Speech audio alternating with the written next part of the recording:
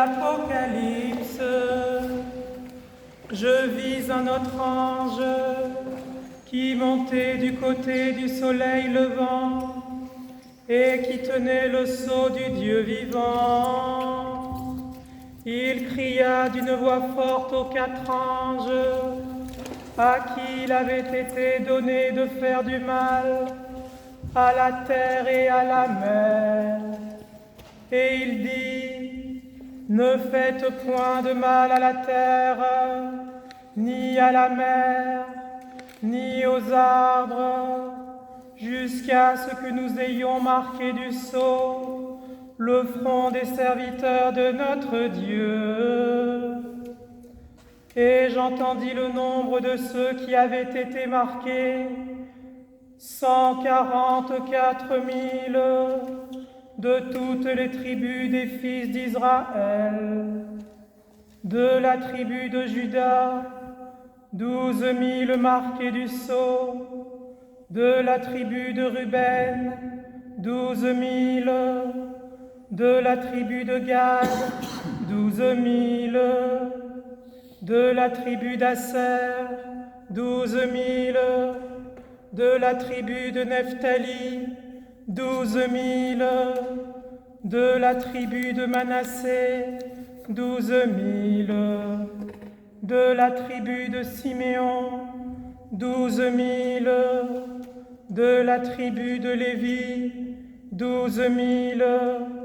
De la tribu d'Isaacar, 12 000. De la tribu de Zabulon, 12 000.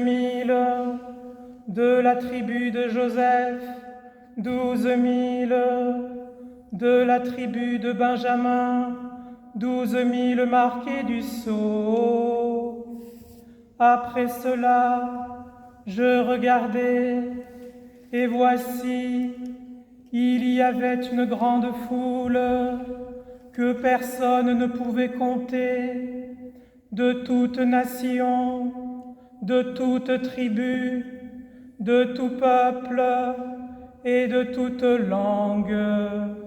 Ils se tenaient devant le trône et devant l'agneau, revêtus de robes blanches et des palmes dans leurs mains.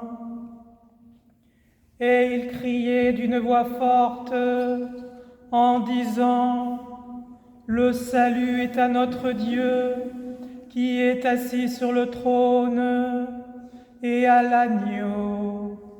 Et tous les anges se tenaient autour du trône, et des vieillards, et des 4 êtres vivants. Et ils se prosternèrent leur face devant le trône, et ils adorèrent Dieu en disant: Amen, la louange, la gloire, la sagesse, l'action de grâce, l'honneur, la puissance et la force soit à notre Dieu, au siècle des siècles. Amen. Tu es béni, Seigneur, Dieu de nos pères, digne d'être tous les glorifiés, exalté à jamais. Béni est ton nom, Saint digne d'être loué, exalté à jamais. tu es béni, Dans ton temple saint, digne de suprême louange et de gloire à jamais. Sur le trône de ton royaume, digne de suprême louange et d'exaltation à jamais. Tu es béni, toi qui as pénétré les abîmes, et qui es assis sur le chérubin, digne de louange et de gloire à jamais.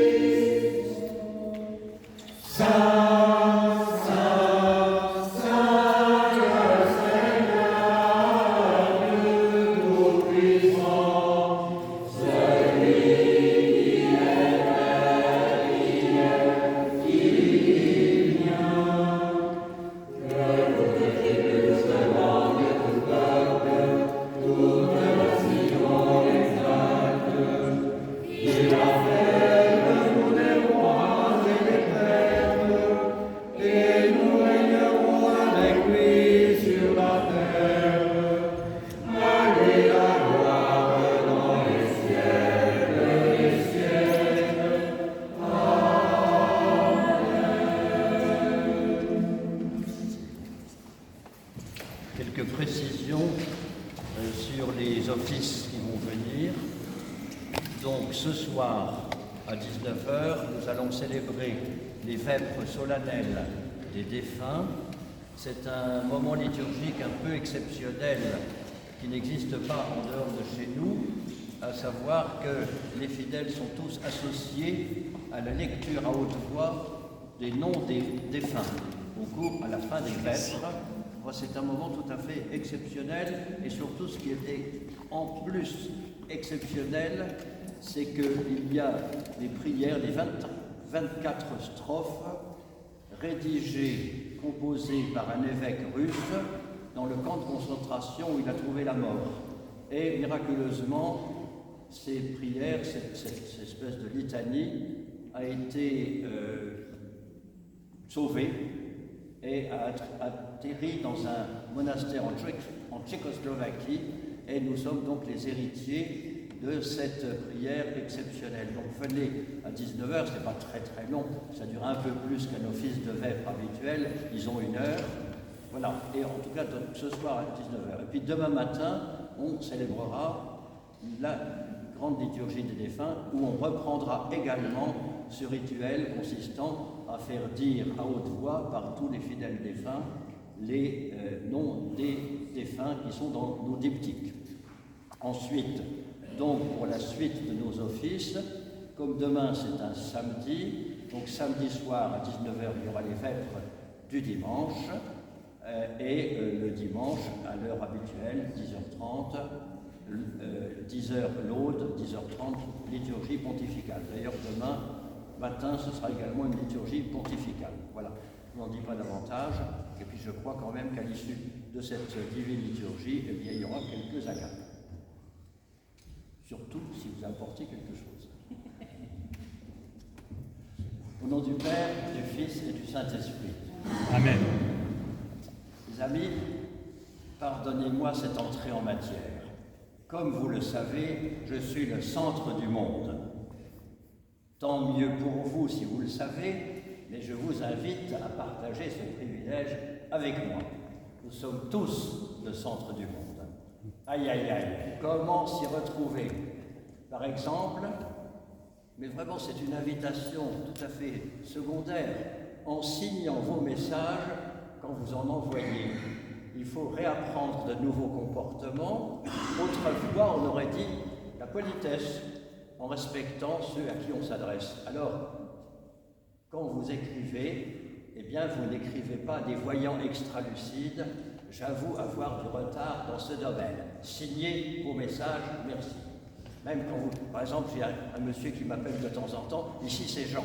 Ah oui, mais c'est lequel? Et quelquefois j'ai des confusions, j'hésite. Tiens, la voix de mon frère a changé, non, c'est pas le même, etc. Ou bien, enfin, etc.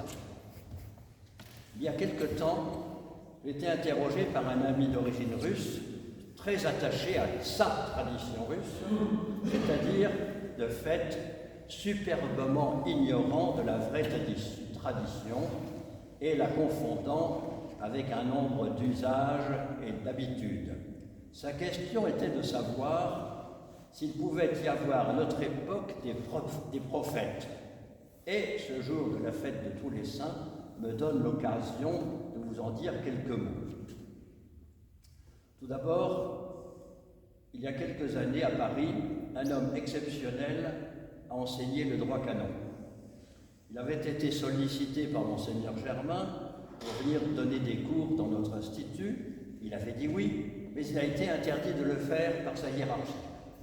J'ai l'intuition qu'il leur sera demandé des comptes quand ils se présenteront devant le juste juge. Bref, cet homme, grec d'origine, a été sacré évêque il y a 2 ans, et comme il parle parfaitement le français, il a été invité à donner une conférence remarquable en tout point sur le lien entre l'Eucharistie et la confession.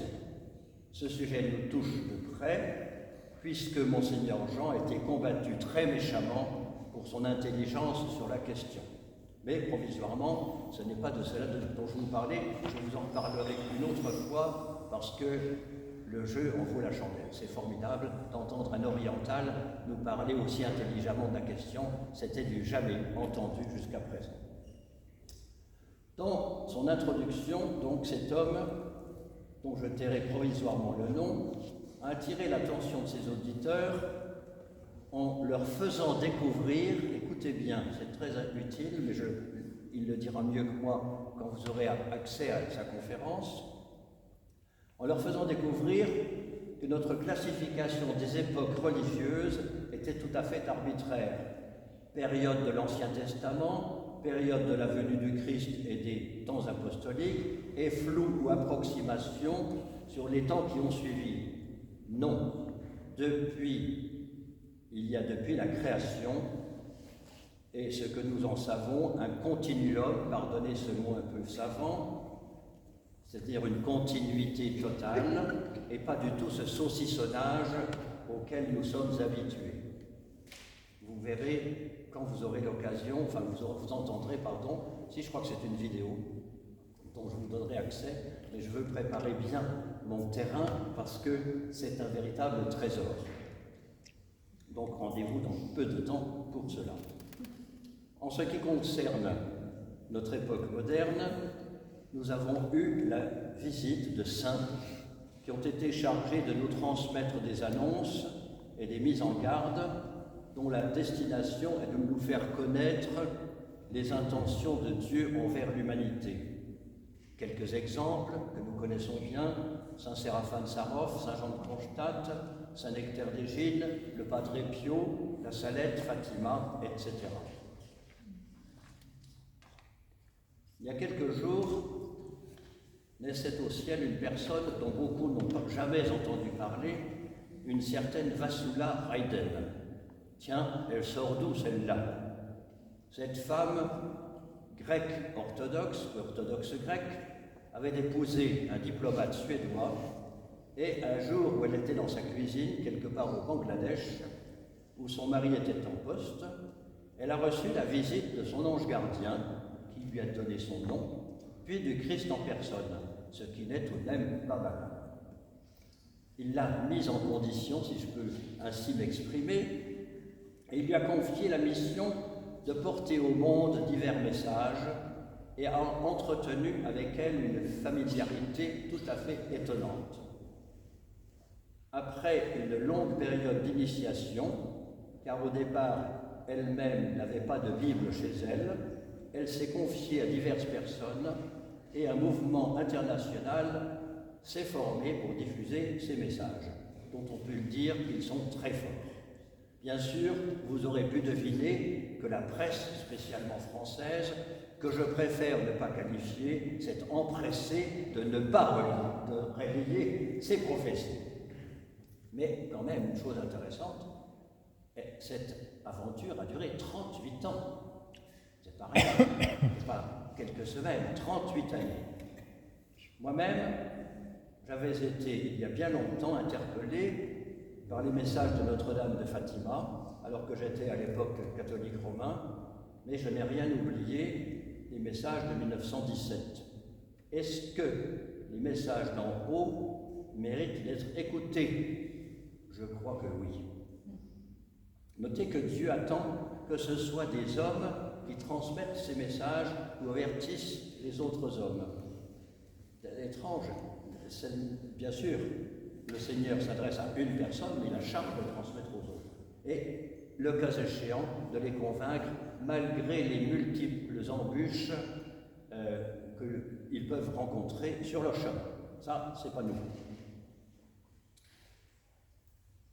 Donc, Dieu, fait homme, s'est adressé aux foules alors qu'il était bien sûr physiquement parmi nous, mais ensuite il a chargé donc d'autres de porter la bonne nouvelle, sa bonne nouvelle à la terre entière.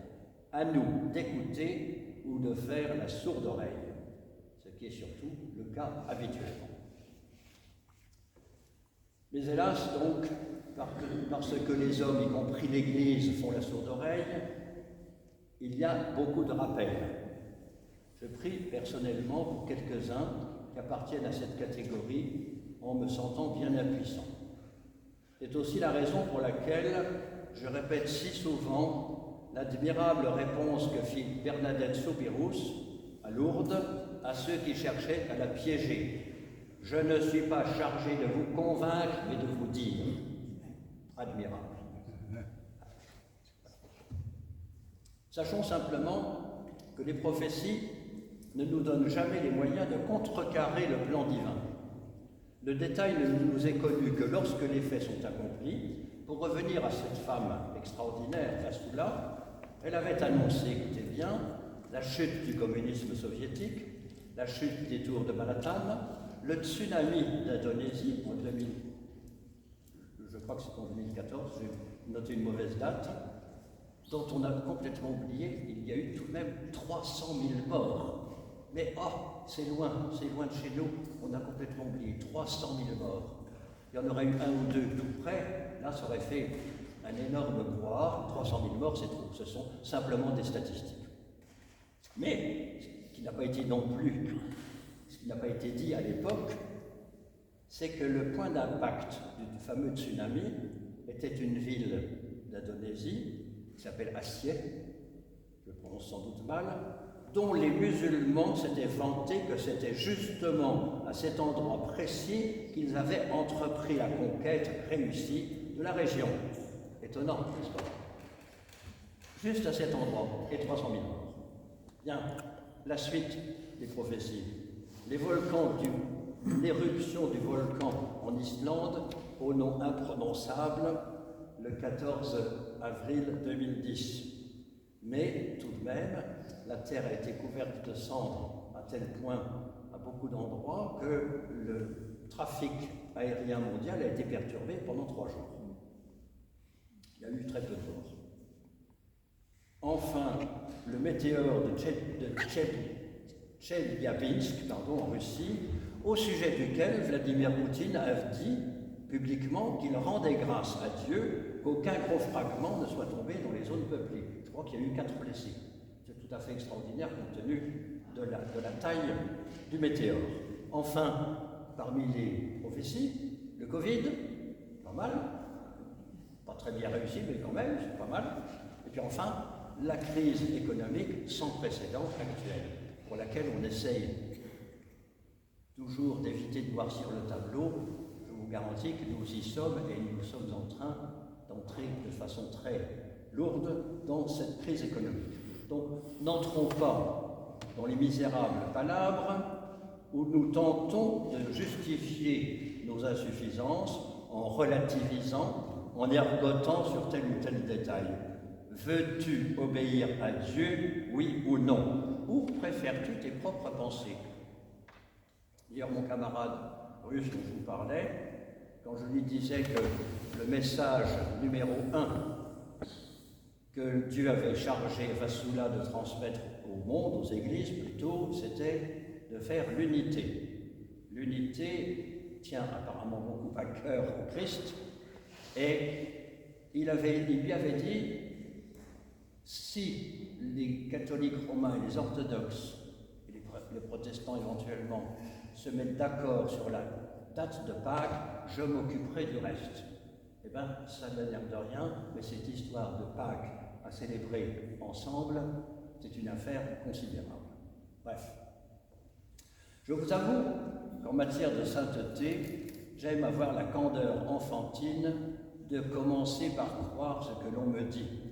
Ma candeur a été récompensée et dans quelques jours ou semaines, je vous proposerai de découvrir l'autobiographie de cette dame Vassula. C'est absolument sidérant. Dès que nous essaierons d'en faire venir quelques exemplaires.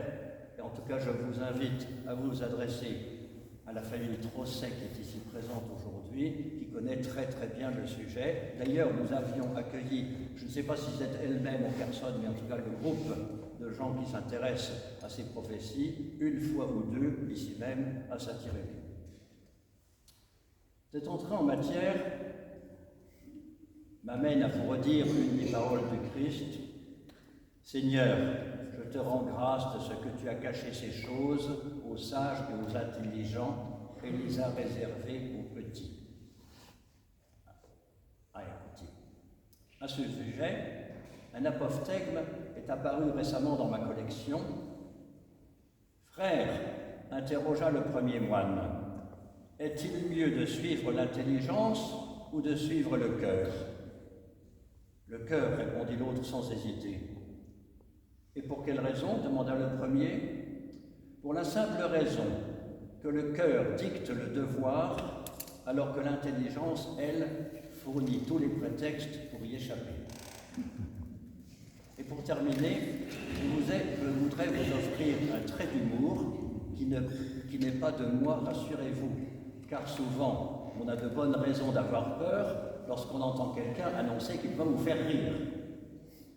Un certain sophiste, c'est-à-dire, on pourrait dire un philosophe de ce temps, vint rendre visite à un starets. Voyant qu'il n'avait rien si ce n'est une Bible, il donna au starets son propre commentaire de la Bible.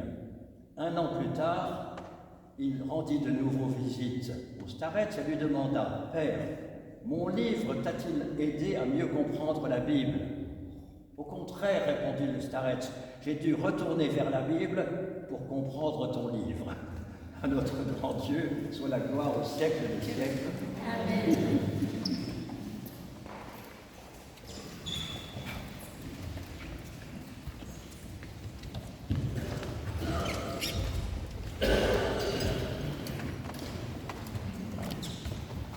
Disons tous de tout notre cœur et de tout notre esprit, Seigneur, exauce-nous et pitié de nous.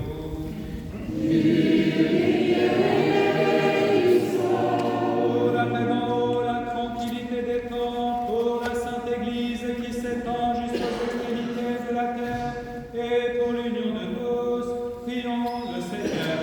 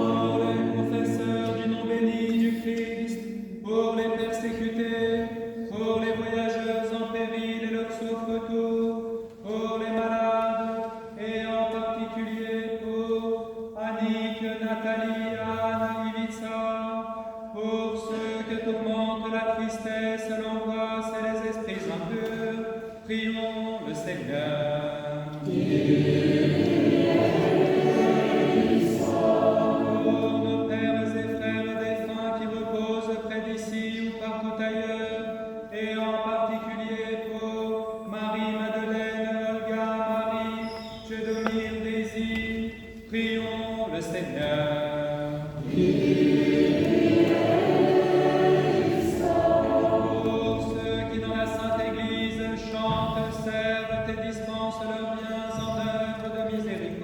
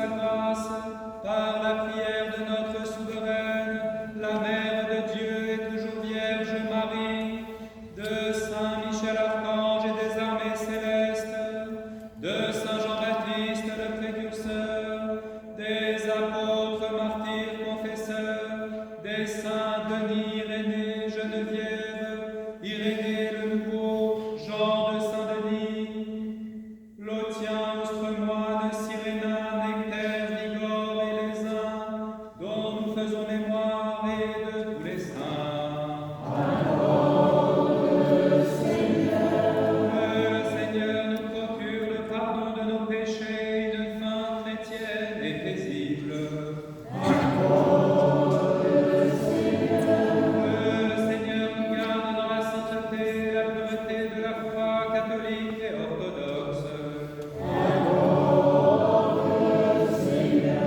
Mise en cause de tout notre cœur et de tout notre esprit.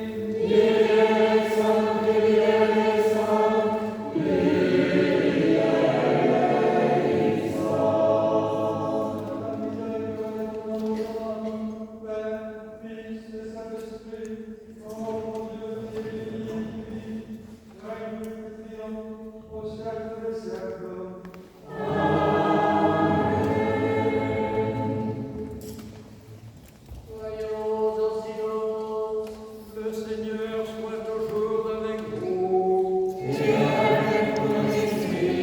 Bien-aimés frères, le corps de l'Église entière est dans l'allégresse, parce que ses membres les plus nobles sont dans la gloire, et les plus faibles savent qu'ils participent à la dignité, à la grandeur et à la gloire des plus forts, car tous forment un tout vivant.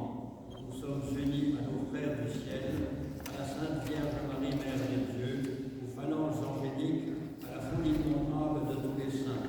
Nous recevons du ciel la preuve de leur communion, par leur intercession, implorer l'Esprit Saint, afin qu'il nous communique sa vertu ineffable, et que nous, prêtres indignes, osions apporter la sainte oblation de notre Seigneur Jésus-Christ. Car en vérité, c'est lui qui offre et qui est offert, qui reçoit et qui se distribue, lui, co-éternel au Père, et à l'Esprit Saint dans les siècles des siècles. Amen. L'Esprit Saint descendra sur vous, et avec lui très haut vous verra. Rendez-moi, frères et sœurs. Pardonne-nous, Père, et prie pour nous.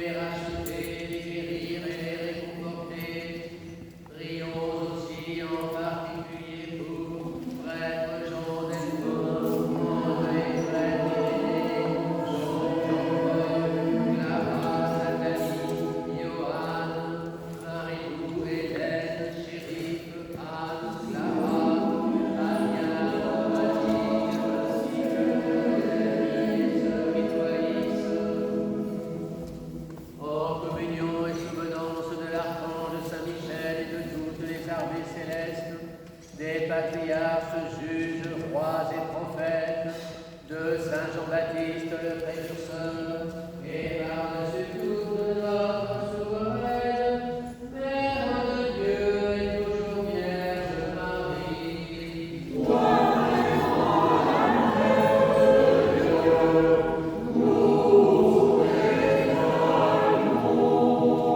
Des saints apôtres, Pierre, Paul, Jean et Jacques, et de tous les apôtres, disciples et évangélistes du Seigneur, d'Étienne, Georges, Catherine, Blandine, Rustique, Luther et de tous les martyrs, d'Irénée, de Lyon, Denis, Athanase, Hilaire de Poitiers, Basile, Grégoire le théologien, Jean Chrysostome, Ambroise, Augustin, Grégoire de Rome, Martin, Nicolas, Césaire, Germain de Paris, dont nous célébrons la liturgie, et de tous les docteurs et pontifes, d'Antoine, Paco, Honorat, Cassien, Benoît, Colomban, Geneviève, Radegonde, Clotilde, Séraphin, de Sarov, Nécher, Négine, Jean de Kronstadt et Nicodème de la Sainte Montagne, Jean de San Francisco, les saints Irénée le Nouveau et Jean de Paris, Loustien, Ostromoine, Cyréna et Nectaire, Bigorre, les uns, dont nous faisons mémoire et de tous les saints. Avec eux, nous offrons nos prières pour tous ceux qui nous ont précédés dans la paix du Seigneur, depuis Adam jusqu'à ce jour, et en particulier pour le diacre Maxime, Yvonne, sous-diacre Pierre, évêque Cassien, Daisy, Olivier, Vincent, Annick, Marie, Madeleine, Olga, Irène, René, Christian, Marie, Madeleine. Que le Seigneur leur donne le repos, l'âme resplendie et lumière de sa face. Prions le Seigneur.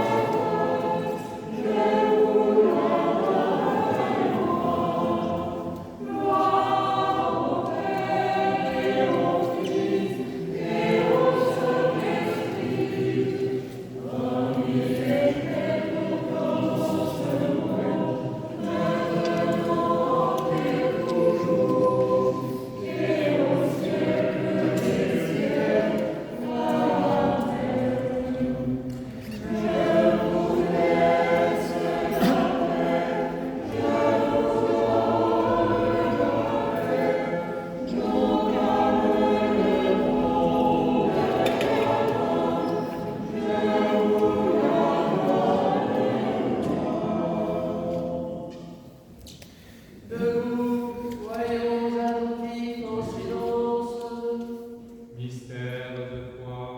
Que la grâce de notre Seigneur Jésus-Christ, l'amour de Dieu le Père et la communion du Saint-Esprit soient toujours avec vous. Et avec ton esprit, Élevons nos cœurs. nous les élevons vers le Seigneur. Rendons grâce au Seigneur notre Dieu. Cela est digne et juste.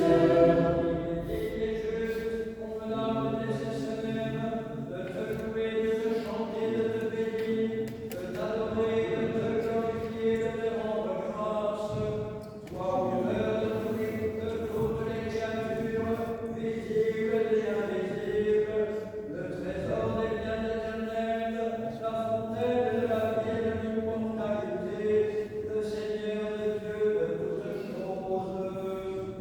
Toi que chantent les cieux et les cieux des cieux, et toute leur puissance, le soleil et la lune, et tout le cortège des étoiles, la terre, la mer, et tout ce qu'elle contient, la Jérusalem céleste, l'assemblée des élus, l'église des premiers-nés qui sont inscrits au ciel, les esprits des justes et des prophètes, les âmes, les martyrs et les apôtres, les anges, les archanges, les trônes, les dominations, les principautés et les puissances, les vertus redoutables, les chérubins aussi nombreux et les séraphins aussi belles, dont deux se voilent la face, deux couvrent les pieds et deux autres servent à adorer. Tous acclament en se répondant les uns aux autres, sans jamais cesser, en louant Dieu sans fin, qui s'entonne l'hymne triomphal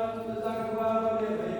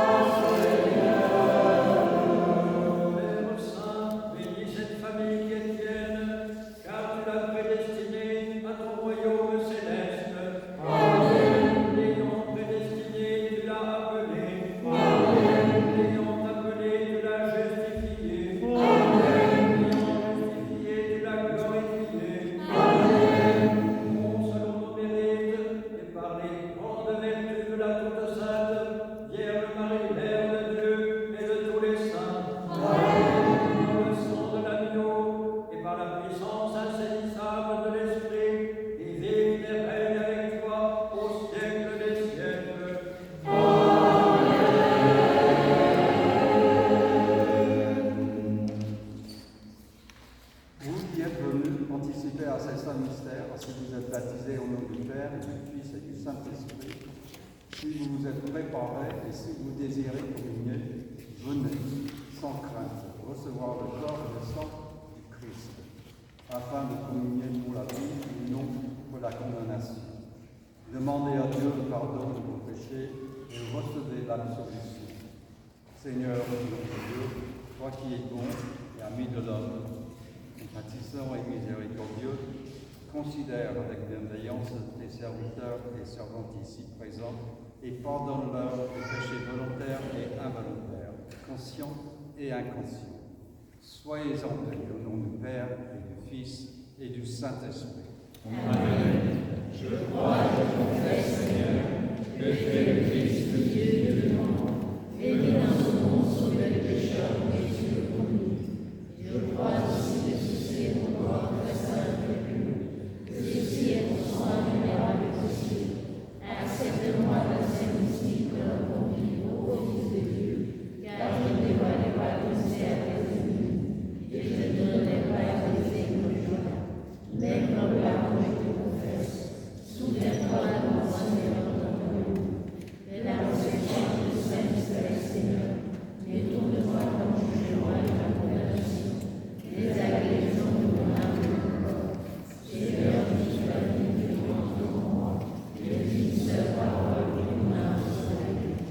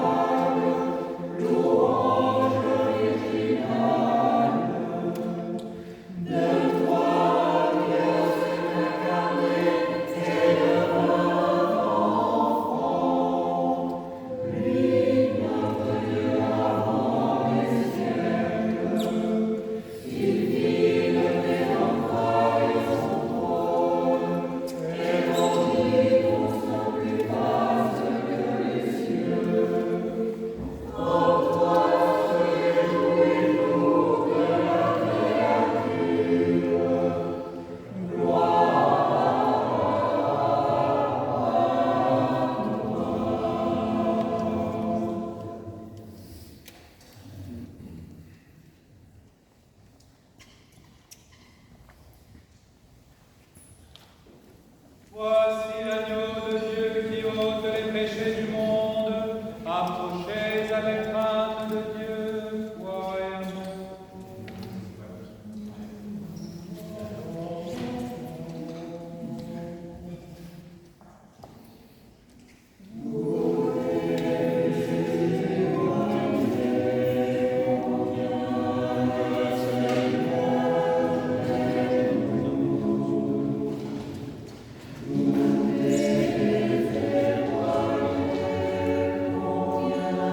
Amen.